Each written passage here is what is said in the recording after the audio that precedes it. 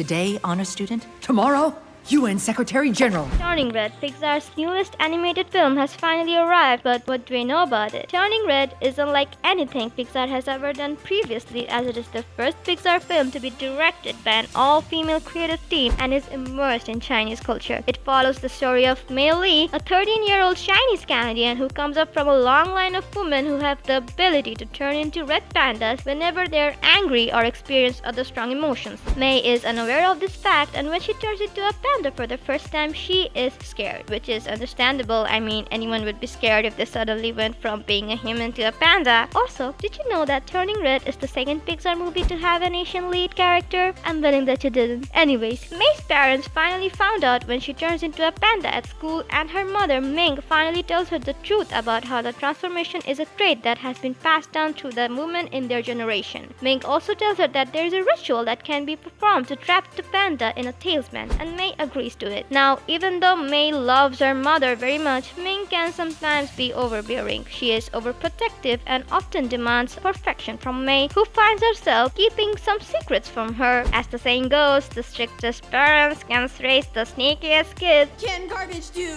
this? Or this? Stir the porridge. So the day of the ritual comes, and while the ritual is going on, Mei changes her mind and decides that she would rather attend the music concert with her friends than go through with the ritual. Of course, her mother doesn't want her to leave, and Mei accidentally knocks her mom over, causing her talisman to break, and Ming's panda is released. And it was revealed to be huge, way bigger than Mei's panda. Everyone, go home! Where are your parents? Put some clothes on!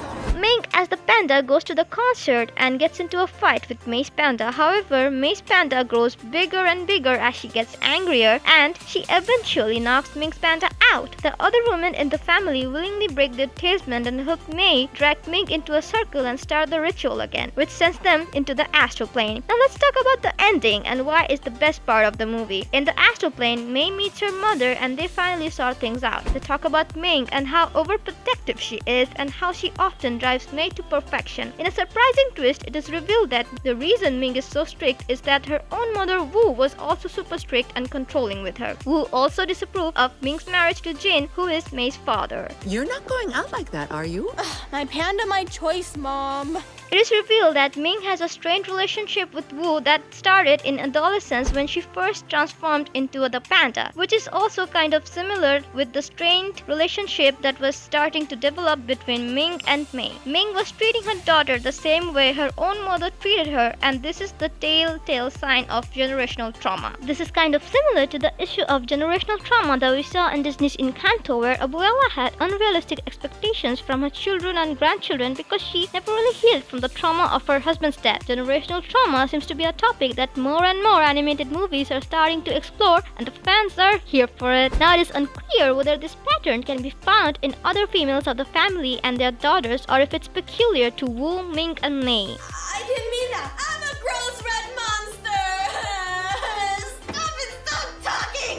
Ming and Mei fix their relationship in the astral plane, and as a result of this, Ming finally finds it in her to let go of her resentment towards her mother, and she forgives her, causing the cycle of generational trauma to break. The 3 generations of women are finally able to form a healthy relationship with one another without the hostility that they had experienced before. Ming also accepts that her being so controlling of Mei means that she is pushing Mei away, even though what she really wants is to have a good relationship with her daughter. Another thing that happened at the end of the movie is that Mei finally accepts her red panda, even though the rest of her family don't. For many generations, the women in the family have seen the giant red panda as something that they should fear. They see it as a kind of a burden, and they never really bothered to learn more about it or even learn how to control it. They just kept it away in a talisman like a dirty little secret. Come on, Mei.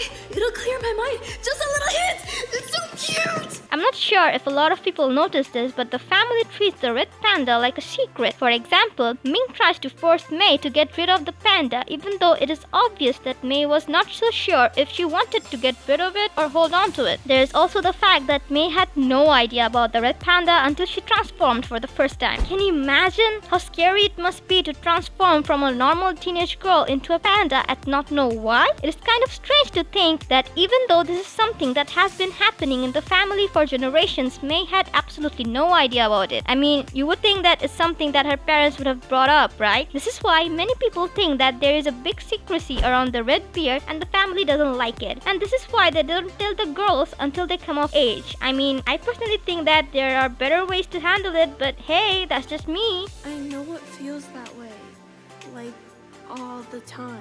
Anyways, at the end of the movie, after Ming-Wu and Mei make peace with each other and break the cycle of generational trauma, everyone decides to let go of their pandas. Wu, Ming, and all the other remaining females in the family say goodbye to their pandas and let go of them. Well, all females except Mei. You see, Mei had gotten to love her red panda and she chose not to let go of it. Instead, she embraced the panda and finally accepted herself for who she really is. While the other women saw the panda as a weakness to them, Mei saw it as a strength. Of course, she knew that it was going to be hard to learn how to live with a huge panda that gets stronger and more violent when she's angry or experiencing any strong emotions. She knows that she has to learn how to control the panda, which would be a lot of work for a fully grown adult and even more work for a 13-year-old girl. But she decided to keep the panda anyways because she likes it and she likes who she is with the panda. She finally learns to accept herself no matter what everyone else thinks. She is also not discouraged by the fact that she is the only one in her family to keep the panda. She knows that she is going to be different from everyone else, but she is at peace with that too. And when she is all swept into the clouds by her ancestors, she is at peace because she knows that she made the right decision.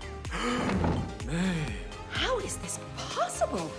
What happened to your panda? It's easy. At the end of the day, Turning Red is a coming-of-age film, and at the heart of the story, there is a reconciliation and self-acceptance. Kind of like other movies, self-acceptance is a common theme that you may find in many other movies about teenagers and young adults because it is something that many youngsters struggle with. The unique thing about Turning Red is that it shows these things in a different light. I mean, I'm not sure about you guys, but I'm not sure that I have seen a movie that teaches self-acceptance through learning to love and accept your inner red panda. Turning Red is fast becoming one of the most loved movies among fans and it has become a mega hit. But now I want to hear from you guys. What do you think about the movie? Do you agree that it is one of the best movies that Pixar has released in recent times? Part of the movie is your favorite. What do you think about the ending of the movie? Don't be shy. Let me know what you think in the comments down below. Don't leave anything out. Making my own moves. 24/7, 365. If you enjoyed watching this video, then you should give it a thumbs up. If you aren't already subscribed to my channel, then go ahead and click the subscribe button, turn on the notifications so you never miss amazing contents like this one. I never asked for anything. My whole life I've been her perfect little Maymay.